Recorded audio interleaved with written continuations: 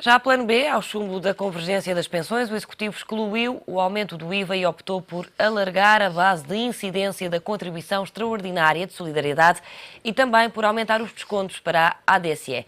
O Ministro da Presidência não avançou valores ontem, no final do Conselho de Ministros, mas o Económico sabe que a SES deve aplicar-se a pensões a partir de 1.000 euros. Já a contribuição para a ADSE deve subir no mínimo para 3%. As medidas agora que eu acabei de apresentar e que foram decididas pelo Conselho de Ministros visam exatamente isso. Visam colmatar esse problema orçamental que ficou aberto pela decisão de desconformidade com a Constituição relativa à norma das pensões em pagamento da Caixa Geral de Apresentações.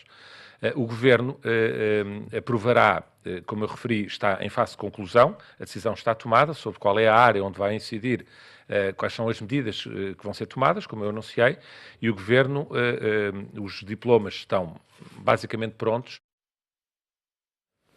Luís Marques Guedes comentou o discurso de Ano Novo de Cavaco Silva. O Ministro da Presidência considerou que a decisão do chefe de Estado de não pedir a fiscalização sucessiva do orçamento do Estado não revela cumplicidade com o Governo, mas demonstra preocupação com o interesse nacional. O Sr. Presidente da República a ter cumplicidade é apenas com o interesse nacional. Exatamente a mesma cumplicidade que o Governo também tem. O Governo, desde o princípio, que estava e está convicto de que trabalhou e colocou no orçamento as medidas que respeitam a correta interpretação da Constituição numa situação de emergência como aquela em que o país se encontra. E, pelos vistos, o Sr. Presidente da República teve um juízo semelhante ao do Governo. Haver aqui cumplicidade não é, seguramente, entre o Governo e o Sr. Presidente da República, é cumplicidade quer do Governo, quer do Sr. Presidente da República, com o interesse nacional. Olhamos o plano B e também a mensagem de Ano Novo do Presidente com as presenças de António Gaspar, Rogério Fernandes Ferreira e Mário Caldeira Dias. Bom dia aos três, obrigada por estarem aqui connosco. Bom ano também, já não nos víamos há algum tempo. Vamos começar por este plano B e vou começar por si, por perguntar-lhe se acha que é de facto preferível mais uma contribuição, ou alargar essa base da contribuição e também os descontos para a ADSE do que aumentar o IVA. Repara, apesar das designações, a contribuição é um imposto.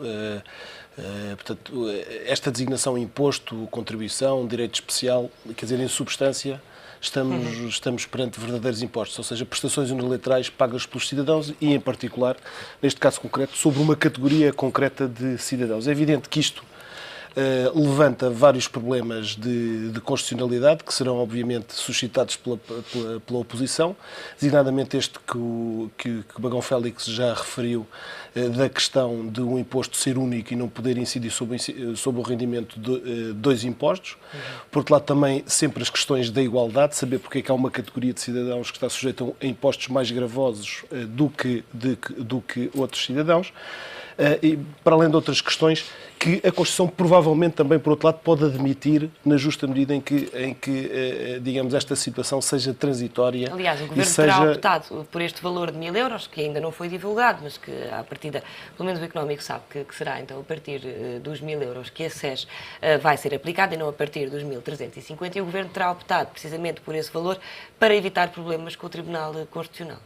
Eu julgo que poderá ajudar, aliás, como poderá ajudar a própria designação de contribuição extraordinária, na justa medida em que, com esta designação, se inculca um pouco a ideia de que se trata de uma questão transitória e, portanto, que está um pouco a aguardar esta reforma da Segurança Social de que o Governo também anuncia em simultâneo. É pena que essa reforma para a Segurança Social não tenha sido iniciada antes para que esta medida não seja necessária. Portanto, se me perguntem, respondendo concretamente à sua questão, qual das duas medidas será preferível, eu diria que seria preferível a medida do aumento do IVA. Era mais simples, era mais transparente, de alguma forma, e não deixava de ser um aumento do imposto, tal como esta contribuição. E não teria impacto exclusivamente sobre um setor da população. Por outro lado, o Governo provavelmente quis insistir um pouco na medida que foi chumbada pelo Tribunal Constitucional, arranjando um sucedâneo relativamente semelhante, mas mais abrangente quer o setor privado, quer o setor público.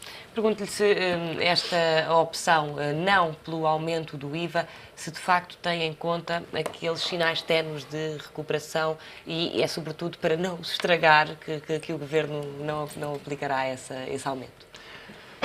Pelo menos o argumento que foi apresentado foi esse, não é?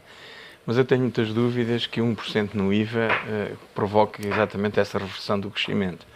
Tanto mais se o crescimento, e o quisermos que ele seja assim, assente na base das exportações e assente na base de um crescimento económico sustentado, também julgo que e há exemplos de outros países que já têm 25% de taxa de IVA e que não parece por isso que tenham uma economia mais frágil.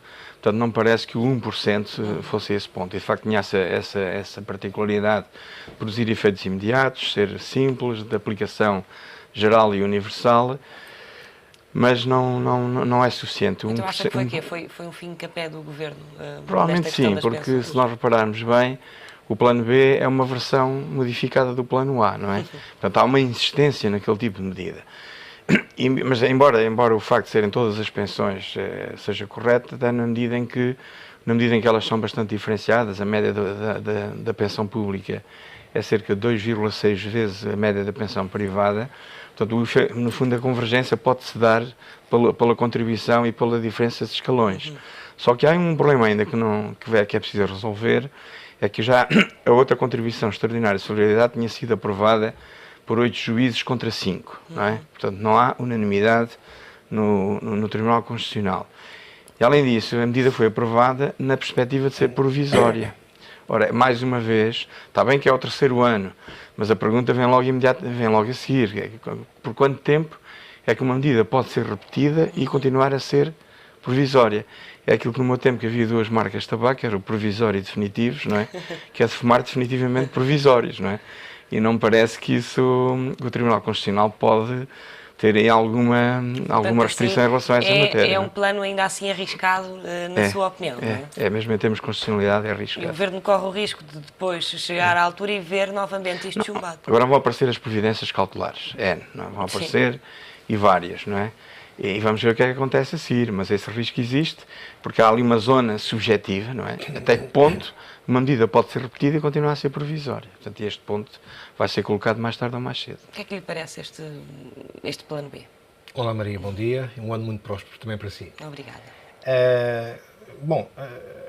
Relativamente, portanto, eu estava à espera de uma destas duas coisas. Portanto, de facto, do aumento do IVA ou disto que aconteceu. Agora, relativamente ao Tribunal Constitucional, eu não acompanho a ideia de que o Tribunal Constitucional vai se irá opor. Porque o Tribunal Constitucional, no meu ver, está tão apertado já em todos os setores por aquilo que tem feito ultimamente, sobretudo na defesa do emprego público, sobretudo na defesa, digamos, do que é as pensões públicas e o que é, digamos, um setor privilegiado da sociedade portuguesa. Está tão apertado nessa matéria que eu não acredito que o Tribunal Constitucional vá decretar inconstitucional esta medida ou aquelas que o Partido Socialista e os partidos de oposição se preparam para enviar para o Tribunal Constitucional para que, de forma, digamos, posterior, o Tribunal Constitucional venha avaliá-las. Portanto, eu não acredito que isso aconteça. Agora, o que me choca a mim, muito profundamente, é ver que aqueles que não têm poder de intervenção, ou praticamente não têm poder de intervenção na sociedade portuguesa, aqueles que menos recebem, aqueles que já estão debilitados, desde logo financeiramente e sobretudo a nível da saúde, porque pessoas, enfim, caminham para uma certa determinada idade, naturalmente a probabilidade de estarem doentes é muito maior do que os jovens estarem doentes. Portanto, pessoas que estão debilitadas num conjunto, digamos, de vetores, por um conjunto de situações, sejam eles a continuar a pagar e sejam eles chamados a pagar os desvarios que os vários governos a esta parte nos levaram, não é? Mais sobre os mesmos. Sim, sobre os mesmos e neste caso sobre os mesmos que é a classe portuguesa, ou de qualquer sociedade, a classe mais sacrificada. Portanto, os reformados já não têm poder de argumentação, já não têm poder junto da entidade patronal, reclamar o que quer que seja, de fazerem greves. Portanto, quer dizer, eu diria que é uma classe social que está atada de pés e mãos que é fácil de mexer, que é fácil para o governo, que é fácil, digamos, de maniatar, se assim, enfim, podemos utilizar esse termo, e isso é que me choca a mim profundamente. As alternativas... Estranha de alguma forma, como vimos aqui há pouco, o que Manuela Ferreira Leite estranha, que é Paulo Portas ter aceitado esta medida e, de facto, depois do chumbo, havia notícias de que Primeiro-Ministro e Vice-Primeiro-Ministro não estariam em consonância em relação a um plano B e a verdade é que isto pode ser confundido com a tese dos pensionistas, ou não? Pois, mas vamos lá ver uma coisa. Em política nós já estamos habituados há muito tempo a esta parte. Não é o caso de Paulo Portas. O caso de Paulo Portas é paradigmático e emblemático em Portugal. Portanto, nós já sabemos os avanços e recuos que ele tem no mesmo dia, na mesma hora, no mesmo segundo. Eu não me refiro só ao Paulo Portas. Refiro-me à classe política na generalidade, não é? Que eu, digamos, faço um paralelo entre o que se passa na classe política e o que se passa no futebol, o que é verdade agora, daqui a 5 minutos já não é.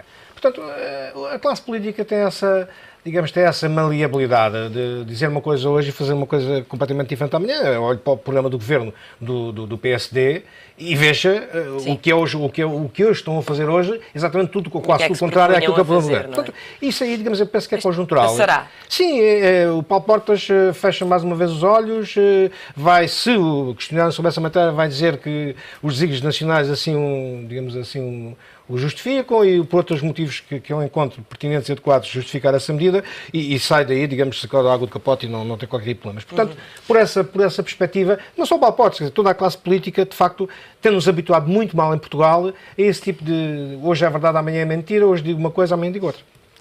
Ainda nesta questão da medida ser transitória, a verdade é que o Governo anuncia esta reforma mais profunda, até por causa da sustentabilidade do sistema, uma reforma que quer anunciar ainda este ano, idealmente entrar em vigor em 2015. Era importante que, de facto, todo esse dossiê, já que não foi desenvolvido até aqui, como dizia há pouco, que gostaria que tivesse sido, que de facto começasse a ser trabalhada à séria esta questão para que, enfim, o quanto antes, se em 2015, enfim, pudesse de facto estar em vigor.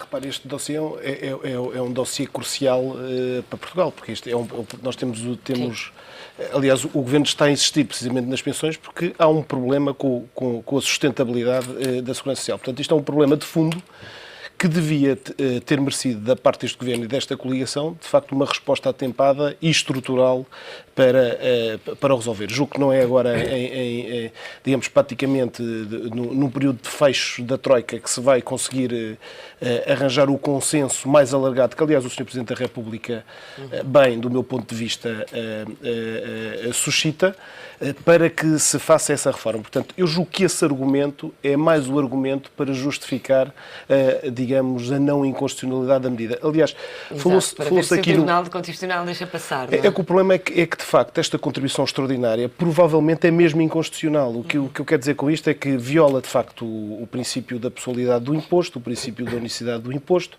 é mesmo inconstitucional. A questão é outra, quer dizer, é saber se a Constituição, por outro lado, admite esta medida, ou seja, se há razões na Constituição que justificam uma medida inconstitucional durante um determinado período de tempo e enquanto contribuição extraordinária. Portanto, é esta extraordinariedade da medida, esta temporalidade da medida, o facto dela ser temporária, de ser provisória, de ser extraordinária, de se justificar por razões de emergência nacional, que o Tribunal invocou para justificar a sua não inconstitucionalidade, porque ela em si mesma é óbvio que viola determinados princípios constitucionais. Portanto, a questão é de facto de fronteira e de saber se o Tribunal Constitucional a vai admitir. Se calhar, provavelmente, enquanto durar o período de assistência financeira, que acabará, se tudo correr bem, agora durante este ano, talvez o Tribunal, com base nesse argumento de que estamos ainda perante um período de emergência até esse momento, a considere como não inconstitucional, que é esta questão. E também há aqui esta questão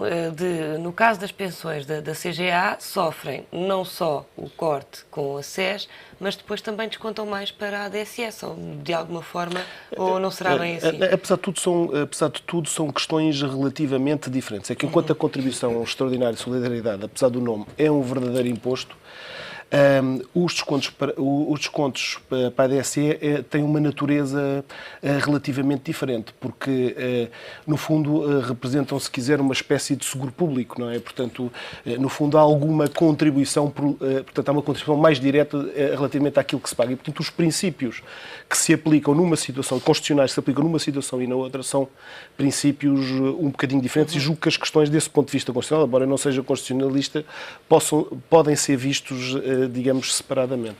Avançamos agora para esta mensagem de Ano Novo do Presidente da República, uma mensagem que deixou a esquerda muito chateada, porque o Presidente nada disse sobre esta fiscalização sucessiva, sendo que ela vai acabar por acontecer por mãos de outros, neste caso, dos partidos, certamente. Não. A oposição, sobretudo, eu julgo que o Presidente também podia ter uma palavra, que há uma austeridade, e essa austeridade tem sido relativamente violenta, mas sempre se pôs, julgo que não se pôs nunca em causa o princípio que tinha que haver austeridade, mas foi não só o ritmo da própria austeridade e a forma como ela tem sido distribuída.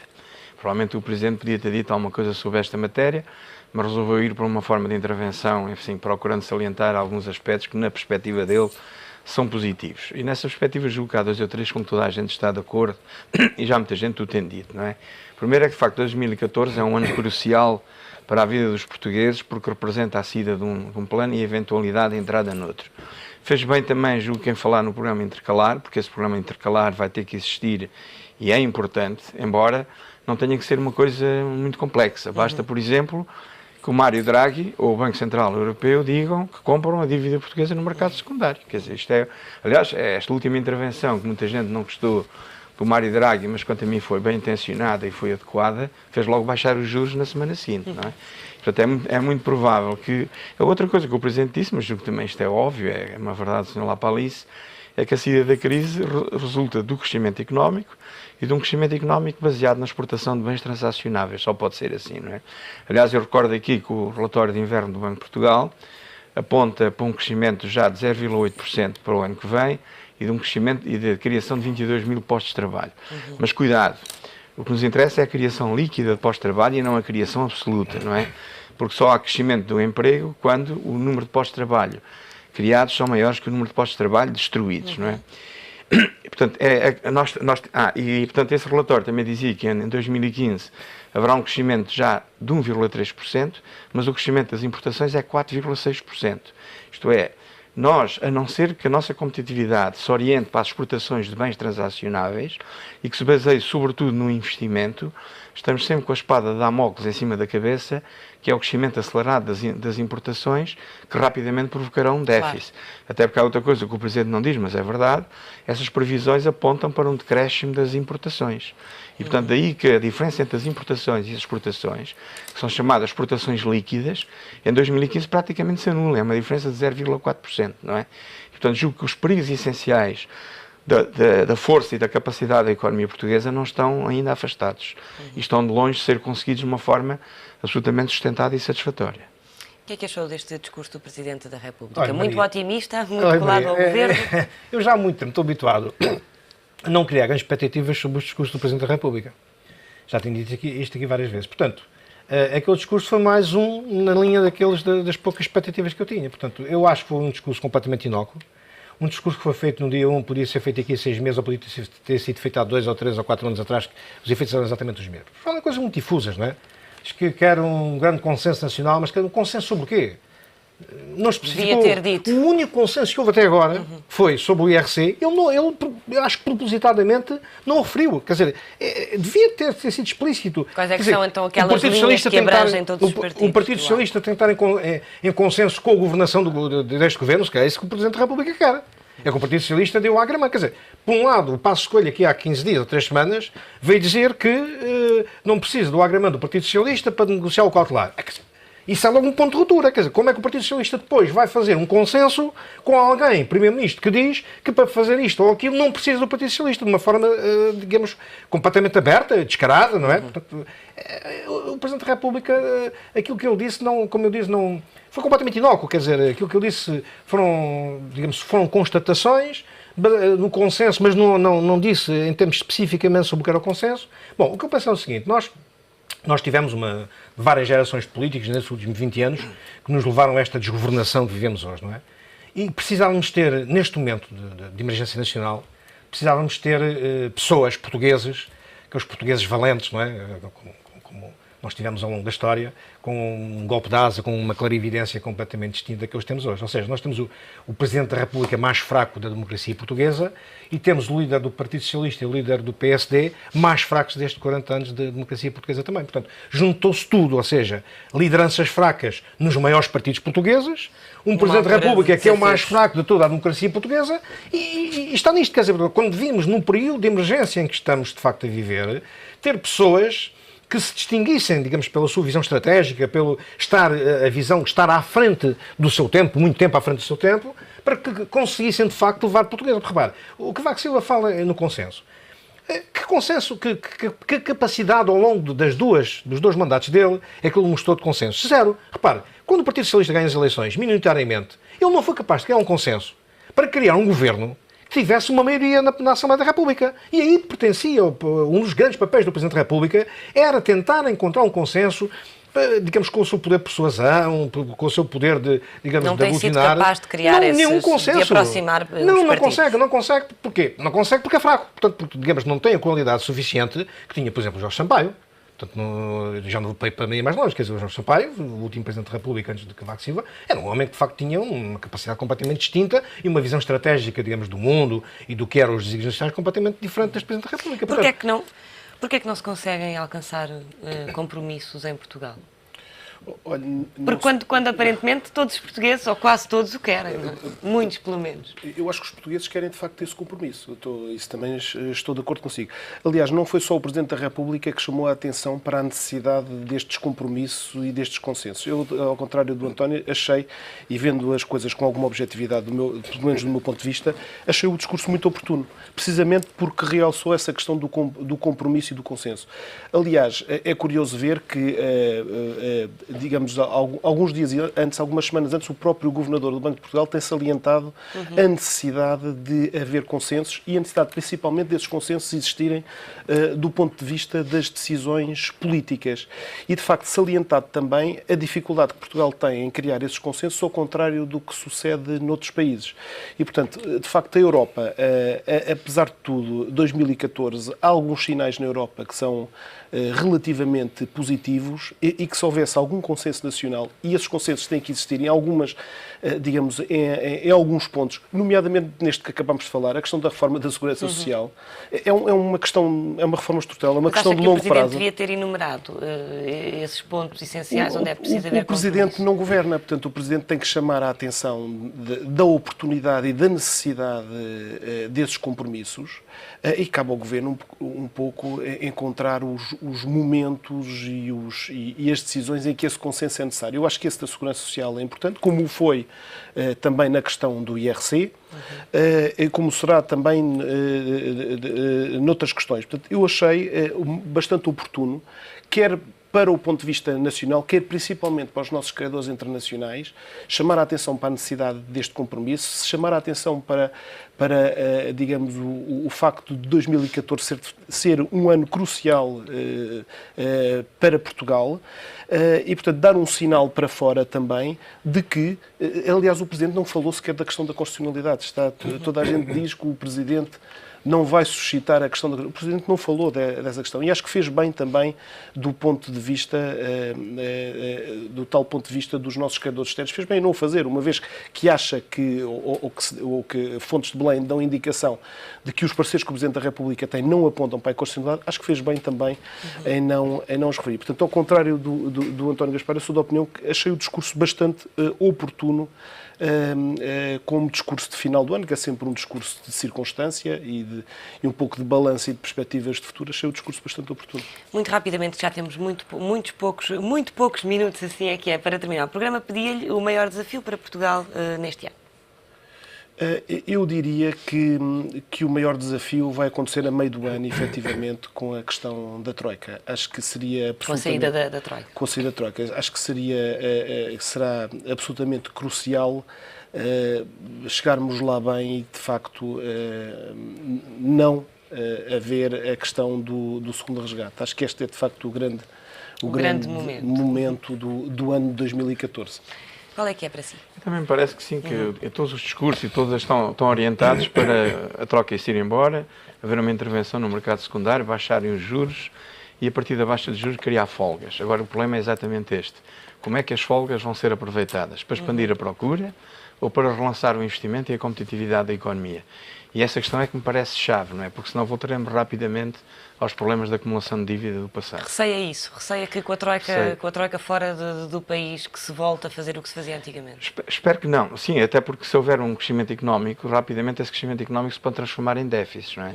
Isso pode acontecer. Portanto, a forma como as folgas podem ou não ser aproveitadas num futuro posterior, para não exatamente não cair no mesmo, parece a questão mais importante. Mas acha que essa é uma questão da governação e dos políticos que governam o país, ou é uma questão até da sociedade? Isto para perceber, porque muitos dizem que os portugueses aprenderam com a crise. A minha questão é se acha que as coisas mudam rapidamente com a saída da Troika só no governo ou mudam também na vida das pessoas e as pessoas também mudam um bocadinho a sua atitude? Os equilíbrios fundamentais não vão, e, aliás, as restrições vão continuar porque estamos numa moeda única, não é? As pessoas, mesmo que mudem, se houver uma folga na tal margem de manobra, as pessoas rapidamente, como se nota agora, em períodos de festas, etc., rapidamente o espírito consumista voltará, não é? Se não houver, de facto, uma política orientada que enquadre o comportamento dos agentes económicos, voltarão rapidamente a ser consumistas, como sempre. Grande desafio para este ano? Eu penso que o grande desafio que o Governo tem é criar condições de atração de investimento interno e externo, para que haja criação de emprego, para que os nossos jovens não continuem, digamos, a ir lá para fora, para que os nossos jovens sintam que têm o seu futuro em Portugal, para que os nossos jovens, no final de contas, aquilo que andaram a gastar ao Estado em termos de formação e qualificação profissional nas universidades, seja rentabilizado dentro do próprio país. Esse, é, para mim, parece-me ser o grande desafio que o Governo tem pela frente, que é criar essas mesmas condições de atração de investimento estrangeiro, de investimento interno, para criar postos de trabalho. Muito obrigada aos três pela vossa presença e análise aqui neste Conselho Consultivo, que vai de fim de semana e regressa na segunda-feira.